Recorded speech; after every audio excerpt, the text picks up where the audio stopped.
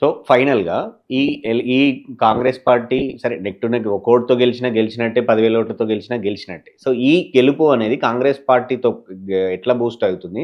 And ఓవరాల్‌గా coming అంటే ఈ వచ్చే 3 సంవత్సరాల తెలంగాణ రాజకీయంగా ఎట్లా ప్రభావం చూపియబోతోంది? దేనికి ఎట్లా ఉండదు? అంటే నేను ఇంతకుముందు చెప్పిన ఏ ఎన్నికకు ఆ ఎన్నిక ఉంటుంది. కాకపోతే కాంగ్రెస్ పార్టీ పరంగా అడ్వాంటేజ్ తీసుకోవడం ప్రయత్నం చేస్తే ఇక మేము గెలిచినాం, టీఆర్ఎస్ పార్టీ సీటుని గెలిచినాం.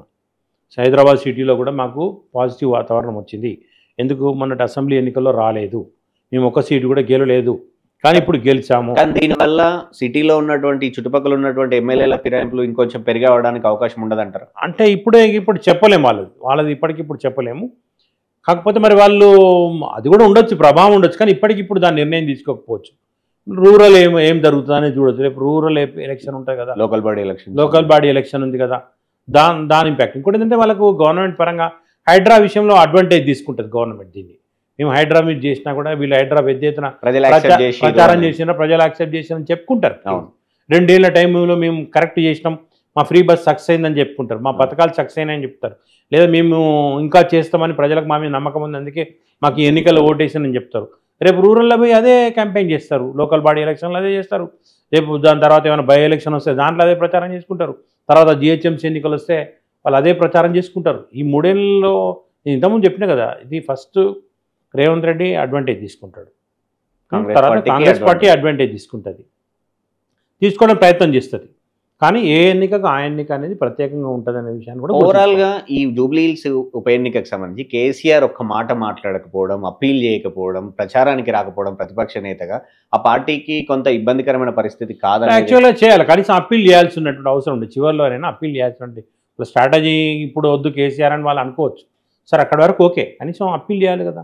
అంటే రోజు అసెంబ్లీకి రాడు, కనీసం ఓటు ఆయన ప్రతిపక్ష పార్టీ అధినేతగా అంటే నేను రాకుండా గెలిచే పరిస్థితి ఉందని ప్రూవ్ చేసుకోవాలని కేసీఆర్ అనుకుంటాను. అంటే అంత నన్ను ప్రజలే పిలుస్తున్నారు, ఈ ప్రభుత్వాన్ని తిరస్కరించని ఇప్పుడు ఓడిపోతే బ్లండర్ అయినట్టే కదా. వ్యూహాత్మక తప్పిదాలు ఉంటాయి ఆబ్వియస్లీ, వాళ్ళు కూడా రివైవ్ చేసుకోవాలి. ప్రజల మీద అలగాల్సిన అవసరం లేదు. ఇప్పుడు కంపారిటివ్లీ ఏపీలో జగన్మోహన్ రెడ్డి 11 సీట్లకే పడిపోయింది ఆయన. నువ్వు కంపారిటివ్ జనాల్లో వెరీ నెక్స్ట్ డే పోతున్నాడు కదా. మీరు కంపారిటివ్లీ మీరు 2 ఇయర్స్ అయిపోయింది, 2 ఇయర్స్ నెక్స్ట్ మంత్ అయితే 2 ఇయర్స్ అవుతుంది. మీకు 39 సీట్లు ఇచ్చారు, మీకు ఒక రెస్పెక్టబుల్ నెంబర్ వచ్చింది, మీకు రెస్పెక్టబుల్ ఓట్ షేర్ ఉంది మీకు. మీరు అలగాలి, ప్రజల మీద అలగడం ఏంటిది? ఇదేం పద్ధతి? ప్రజల మీద అలిగేటువంటి రాజకీయ పద్ధతి కరెక్ట్ కాదు. అదిగిన అభిప్రాయం వస్తుంది. వాళ్ళు పునరాలోచించుకోవాల్సిన అవసరం ఉంది. అప్పీల్ చేయాలి పబ్లిక్, ఏనేండి ఏకపోనియండి. కనీసం మీరు ఈ ఎన్నికను మేము అంత సీరియస్ తీసుకోలేదు, ప్రజలు ఆలోచించుకుంటారు. మా పార్టీకి సెకండరీ క్యాడర్ లేదు, మా వర్కింగ్ ప్రెసిడెంట్ స్థాయిలో చూస్తారు, మేము అవసరమైనప్పుడు వస్తాం, ఇది కాదు అని చెప్పుకోండి మీరు తర్వాత.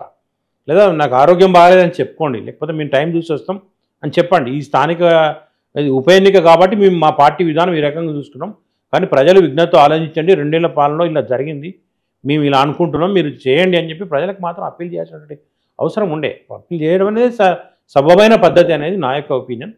కానీ వాళ్ళు చేయలేదు, ఎందుకు చేయలేదో వాళ్ళ ఇష్టం, అది వాళ్ళ స్ట్రాటజీ ఏందో వాళ్ళు రేపు వాళ్ళు ఆన్సర్ చేసుకోవాల్సి వస్తుంది. కానీ ఎక్కువ కాలము ప్రజలకు దూరంగా ఉండడం కూడా మంచిది కాదు.